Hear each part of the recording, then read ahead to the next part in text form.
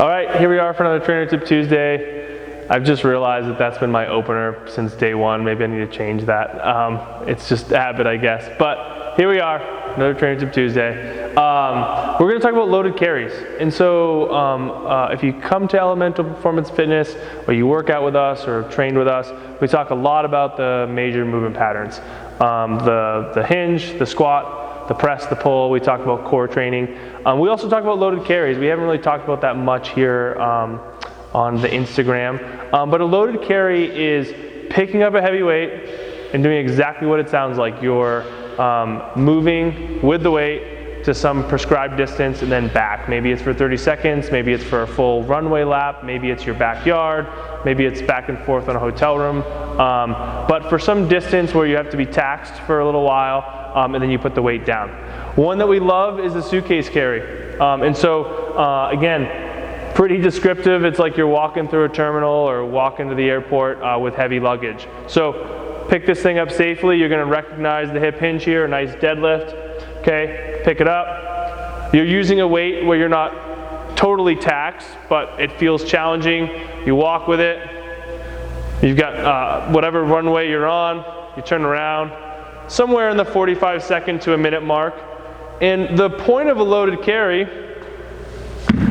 or one that has the appropriate weight, is where it starts to feel challenging by the end. If you feel like you can walk with a 20-pound kettlebell for 10 minutes, you've left the realm of what that exercise should be doing, which is some strength training. So it should be heavy enough where you're feeling like it's gonna be kind of hard to hold on. Maybe you can only do like another half lap with that weight. And then we can kind of get a little fancy here and we can start to do some, and I just said suitcase carry, I meant farmer carry. That was a farmer carry.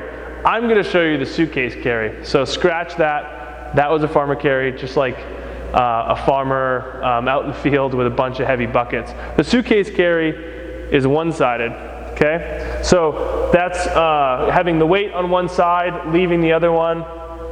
And now you're taxed by having to brace through the core to not let this weight bring you over. So you might have a little bit of bend or slight lean, which is totally fine. Maybe you put it down, you've done like 30 or so seconds on that side. Make sure you even it out by doing the other side, and you can walk back the other way. Obviously, for video purposes, I'm just showing you a little runway instead of the full thing. So to reiterate, loaded carries, two things we just showed you. I said it wrong at first, but it's the farmer carry, that's two weights. Just pretend to get two heavy 5-gallon buckets of water. The suitcase carry is going to be more of like what you would actually have if you just have one suitcase, you're kind of leaning. It's going to change the conditions a little bit. We can make that even harder. We could do rack holds. You can get the same weight and you can do a rack carry like this. Again, loaded carry. And then come back. Not backwards, but turn around. Another way to make this even harder is you can do a waiter carry up overhead. This would be with one. Like this, and you're doing a weighted carry, get it down safely, and then switch sides.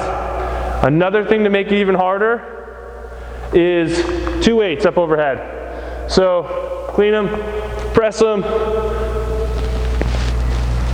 and do even more weight up overhead. Obviously a much harder version than holding these things off to the side.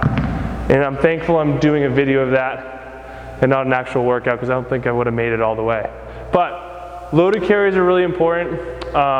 They tax the body in a little bit of a different way, and they're great to add into your strength workouts, whether it's as a finisher or maybe in between some other exercises.